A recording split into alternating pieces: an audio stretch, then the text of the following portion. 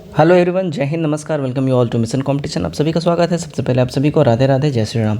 देखिए दोस्तों, 20 तारीख को जो है 20 मार्च को बीपीएससी ने अपना कैलेंडर निकाला और उस कैलेंडर में ऐसे ऐसे बहालियों का लिस्ट है जो कि आपने शायद कभी पहले देखा नहीं होगा। मतलब नॉर्मली देखिए, ये सारा चुनावी बहाली होता है और चुनावी बहाली कहने का मतलब कि ये चुनाव में ज़्यादातर ऐसी बहालियाँ देखने मिलती हैं। और अगर ये बहाली अगर आप चूक गए तो फिर नेक्स्ट इलेक्शन तक आपको वेट करना पड़ेगा, यानी 5 साल, फिर 4-5 साल बाद ये दोबारा बहाली दिखेगी। मोस्ट इंपॉर्टेंट, बहुत अच्छे खासे पोस्ट पे है। तो बहाली जो ये है, देखिए, नगर कल्याण एवं निबंधन पदाधिकारी के लिए है, यानी कि assistant urban welfare and registration officer. सबसे इंपॉर्टेंट बात है, जितने भी आप लोग ग्रेजुएट लोग हैं, जितने भी स्नातकधारी हैं, चाहे आप किसी भी स्ट्रीम से हो, commerce, arts, science, BTech, BEd, कोई भी हो, सब के सब यहाँ अलाउड हैं, एलिजिबल हैं। ठीक है।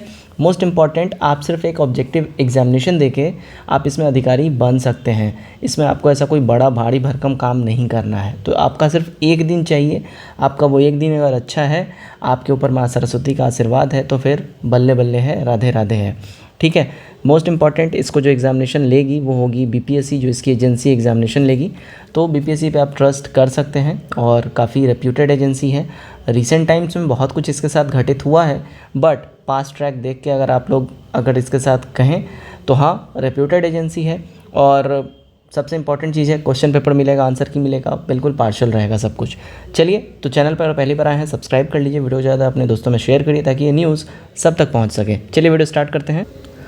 दोस्तों, चाहे अगर आप अभी रिसेंट टाइम में देख रहे होंगे, बीएसओ का बहाली हो, डीएसओ का बहाली हो, चाहे असिस्टेंट अभी सेक्शन ऑफिसर एएसओ जो बीपीएससी की ओर से बहाली निकला है, चाहे बिहार एसआई हो, सीजीएल अपना जो आने वाला है सीजीएल 4, या बिहार एसएससी इंटर लेवल वाला हो, कोई भी एग्जामिनेशन हो, वैसे सारे एग्जामिनेशन जो बिहार में भी होने वाले हैं, जिसमें भी जीके और जीएस पूछेंगे, उसके लिए हमारे द्वारा एक पीडीएफ तैयार किया गया जिसमें कि 12,000 से अधिक प्रश्नों का कंपाइलेशन डाला गया है, जिसमें कि बिहार में और दूसरे एग्जामिनेशन में जीके जीएस के जितने सवाल पूछे गए हैं और साथ ही साथ मोस्ट एक्सपेक्टेड क्वेश्चन जो आ सकते हैं, सबका यहाँ पे संग्रह किया गया है।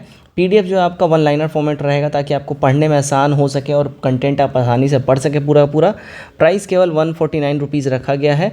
ये 149 रुपये आपको पे करना है 9708351194 के ऊपर में, और पेमेंट आप करेंगे इस नंबर पे और इसी नंबर के ऊपर में व्हाट्सएप पे स्क्रीनशॉट आप भेज देंगे। उसके बाद आपको पीडीएफ हाथों हाथ दे दिया जाएगा। तो दोस्तों, आप यहाँ पे देख सकते हैं, assistant urban and welfare registration officer. ठीक है, सबसे आखिरी में इसका जिक्र किया गया है। देखिए, यहाँ पे सीटों की संख्या है 245 है, 245 यहाँ पे प्रॉपर पोस्ट पे वैकेंसी आने वाली है। एजेंसी आपकी होगी बिहार बीपीएससी, जैसा कि मैंने अभी आपको बताया ही है। ठीक है, इसका परीक्षा जो है बीपीएससी कंडक्ट करवाएगी, राइट। तो आपको उतना कुछ सोचना है नहीं। चलिए, अब इसमें डिटेल में इसका नियमावली वगैरह सबको बताते हैं और सिलेबस बताते हैं, उम्र क्या रहेगा वही बताते हैं। तो दोस्तों देखिएगा, आपका रिक्रूटमेंट जो इनिशियली होगा वो होगा assistant town welfare and registration officer के रूप में। ठीक है, ये नॉन गेजेटेड पोस्ट है। ठीक है, और ग्रेड पे यहाँ पे देखिए बेसिक ग्रेड पे आपको दिया जाएगा। उसके बाद जो आपका यहाँ पे प्रमोशन होगा, फर्स्ट प्रमोशन जो आपका होगा वो होगा deputy town welfare and registration officer के रूप में, और ये गेजेटेड पोजीशन आप समझ सकते हैं। तो फर्स्ट प्रमोशन आपका इस पोजीशन पे होगा। सेकंड प्रमोशन जो होगा town welfare and registration officer के रूप में होगा।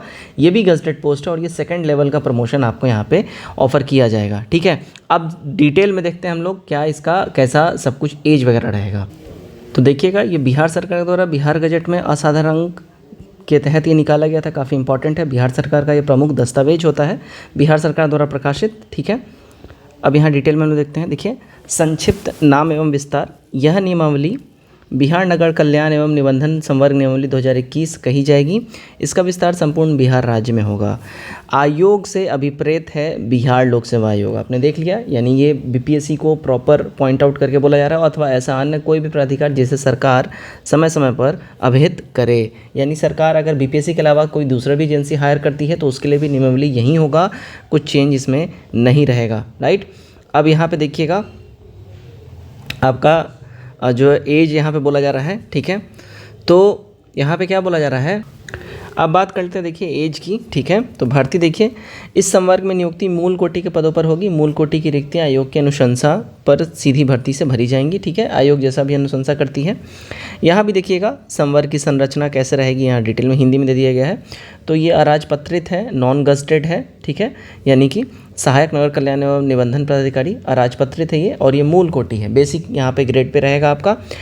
और पहला जो यहाँ पे प्रथम प्रोन्नति जो रहेगा वो उप नगर कल्याण एवं निबंधन पदाधिकारी होगा, और ये राजपत्रित है यानी गजटेड ऑफिसर के रूप में सेकंड ऐसे रहेगा, ठीक है। देख लिया आपने। चलिए अब यहाँ पे एज की बात कर लेते हैं हम लोग। देखिएगा, तो मूल कोटि के पदों पर सीधी भर्ती के लिए न्यूनतम शैक्षणिक अर्हता किसी भी परिनियत विश्वविद्यालय से किसी भी विषय में स्नातक डिग्री होगी।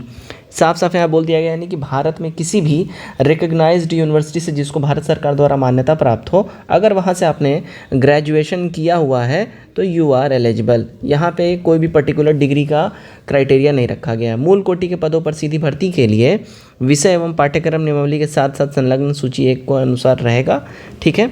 अब मूल कोटि के पदों पर सीधी भर्ती के लिए जो मिनिमम एज रखा गया है वो 21 ईयर्स रखा गया है, और बाकी मैक्सिमम एज जो है जैसा समान प्रशासन विभाग तय करता है उस हिसाब से, तो मैक्सिमम एज आपका जनरल कैटेगरी से आप हैं तो 37 ईयर्स होगा, और SC/ST हैं तो 42 ईयर्स आपको मिलेगा। अब जो बात रहती है कि एज कट ऑफ कब से काउंट होगा, एज कट ऑफ है ना, तो एज कट ऑफ समझिएगा, आपका एज कट ऑफ जो है ना 1 अप्रैल से काउंट की जाएगी। नियुक्ति प्राधिकार वर्ष की 1 अप्रैल की स्थिति के आधार पर रिक्तियों की गणना कराई और आयोग और आरक्षण रोस्टर क्लियरेंस कराकर कोटिवार अधियाचना 30 अप्रैल तक आयोग को भिजवाया जाएगा। तो बेसिकली आपका जो है यहाँ पे देखिए 1 अप्रैल से यहाँ पे सब कुछ काउंट किया जाएगा, ठीक है। और आपका जो है एज कट ऑफ भी मोटा मोटी यहीं 1 अप्रैल ही रखा जाएगा, जो मेनली जो है चांसेस हैं, ठीक है। अब परीक्षा अवधि जैसा कि मैंने आपको पहले ही बताया हुआ है 1+1 अब हो गया परीक्षा अवधि। पहले ये ज़्यादा था, देखिए 2 वर्षों का था ना, तो पहले क्या था 2 वर्षों तक डायरेक्ट था परीक्षा अवधि यानी प्रोबेशन पीरियड, लेकिन अब एक मतलब आपको 2 बार मौका दिया जाएगा। पहला जो मौका होगा वो 1 साल के लिए होगा, उसमें अगर आप अच्छा परफॉर्म नहीं करते हैं फिर 1 साल का आपका टेन्योर बढ़ाया जाएगा। अगर उस नेक्स्ट 1 ईयर में भी आप अच्छा परफॉर्म नहीं करते हैं then you will be terminated, ठीक है। चलिए अब देखिएगा यहाँ पे, अब यहाँ पे देखिए विभागीय परीक्षा जैसे कि हर डिपार्टमेंट में होता है, अगर आप डिपार्टमेंटल एग्जाम दे रहे हैं तो आप प्रमोशन ले सकते हैं डायरेक्ट इंटरनली, ठीक है। तो ये सारी चीज़ें यहाँ पे दिए गई हैं, ठीक है जी। अब यहाँ पे देखिए सिलेबस वगैरह हम लोग डिस्कस कर लेते हैं, है ना, कि सिलेबस वगैरह कैसे रहेगा। देखिएगा सिलेबस की हम लोग बात कर लेते हैं। तो यह सहायक नगर कल्याण और निबंधन पदाधिकारी के लिए पाठ्यक्रम है, ठीक है। नगर विकास एवं आवास विभाग द्वारा बिहार लोक सेवा आयोग से परामर्श कर समय समय पर सहायक नगर कल्याण एवं निबंधन पदाधिकारी के पदों पर सीधी भर्ती हेतु बिहार लोक सेवा आयोग द्वारा नगर कल्याण एवं निबंधन सेवा प्रतियोगिता परीक्षा पाठ्यक्रम जो है बताया जाता रहता है। अब देखिए परीक्षा जो है 2 पत्रों में होगा, जिसमें एक पत्र अनिवार्य होगा यानी कंपलसरी होगा, दूसरा पत्र वैकल्पिक होगा यानी ऑप्शनल होगा। लिखित परीक्षा वस्तुनिष्ठ होगा यानी ऑब्जेक्टिव MCQ टाइप का होगा, जिसमें अनिवार्य पत्र और वैकल्पिक पत्र की परीक्षा की अवधि क्रमशः 2-2 घंटे होगी और प्रत्येक के लिए 100 अंक दिया जाएगा, ठीक है। यानी कि 100 नंबर का दोनों पेपर होगा यानी 100 + 100, ठीक है। और यहाँ पे 2-2 घंटा ईच पेपर के लिए आपको टाइम मिलेगा। अनिवार्य पत्र एवं वैकल्पिक पत्र का पाठ्यक्रम वही होगा जो बिहार लोक सेवा आयोग द्वारा आयोजित की जाने वाली संयुक्त प्रतियोगिता परीक्षा हेतु उक्त विषय के लिए निर्धारित होगा, ठीक है। तो जब यहाँ पे नोटिफिकेशन आएगा BPSC के द्वारा डिटेल में इसका प्रॉपर सिलेबस डिक्लेयर किया जाएगा, और इसके संबंध में जो प्रीवियस PYQ जो अगर इसका नोटिफिकेशन जो निकला था उससे संबंधित मैं डिटेल सिलेबस आपके साथ मैं शेयर करूँगा। फिलहाल ये चीज़ जान लीजिए कि 285 सीटों पे ये स्पेशल बहाली आने जा रही है, जिसके लिए अगर आप लोग अभी प्रिपेयर नहीं है प्रिपेयर हो जाए मेंटली, फिजिकली और स्टडी से भी, ठीक है, ताकि आप लोग इसके लिए एलिजिबल हो पाएँ। Till then take care, bye bye, God bless you all.